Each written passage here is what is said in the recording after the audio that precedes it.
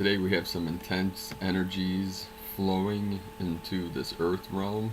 This is an article from Lisa Gaulis, The Bouncing Intense Energies. Before we get started, this is Paul from PrimeDisclosure.com. Please subscribe to our channel below this video. Hit the subscribe button and the little bell next to it to get notifications when I put out more videos like this one. So let's get started here. This is from Lisa. Sleeping at nights lately have been a rough and bumpy ride for me. Others too, I am sure. I woke up yesterday feeling like I just came through the womb again. The inward pressure on my head was intense and my spine felt like it was curling up all night. It all dissipated about an hour after waking up, but it was still weird and uncomfortable. Last night I couldn't sleep, and when I finally did, I woke up every couple of hours. I had to check spaceweather.com this morning. The sun has to be up to something. So many people going through this ascension, through this shift, are getting many symptoms, and a lot of it is messing with people's sleep patterns and physical discomforts and pain. So last night there was a geomagnetic storm.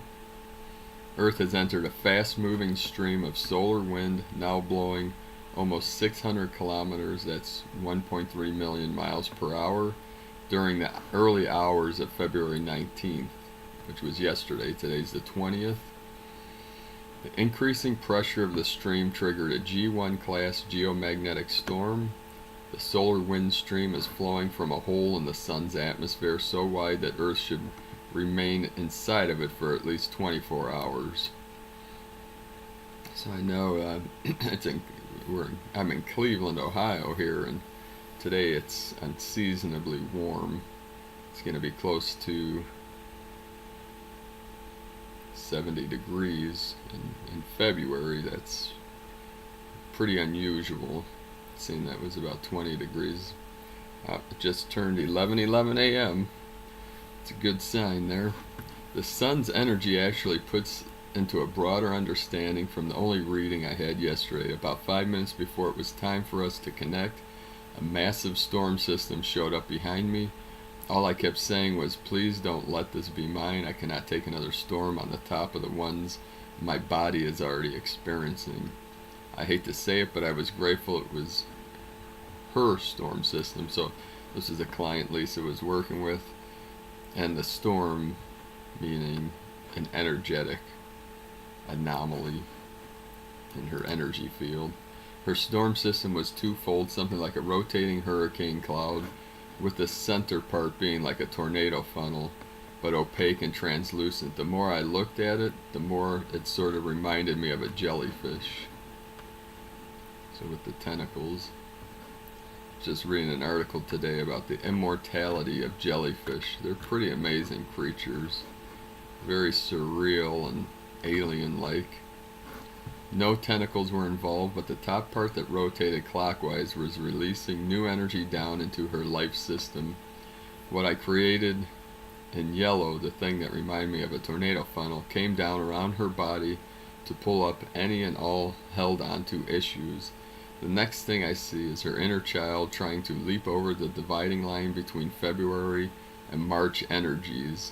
It's not a line but an etheric wall, partly to filter the equinox energies already bouncing around and to keep us in the here and now to use the energies of February. So from now, with these eclipse energies into the equinox, which is March 21st, 22nd, when the sun rises halfway between the Tropic of Cancer and the Tropic of Capricorn on its voyage north, we're gonna find some balance there around the equinox. But from now until that time, we're spiraling into that still center, which it feels like a chaotic node. Reading down on today's space weather page has caught my attention, especially in relation to my lady's jellyfish storm energy. In 2018, the pendulum is swinging toward a deep minimum expected to reach nadir during the next 2 years. Space weather changes during solar minimum mean cosmic rays increase, Earth's upper atmosphere cools and shrinks, and auroras may change color.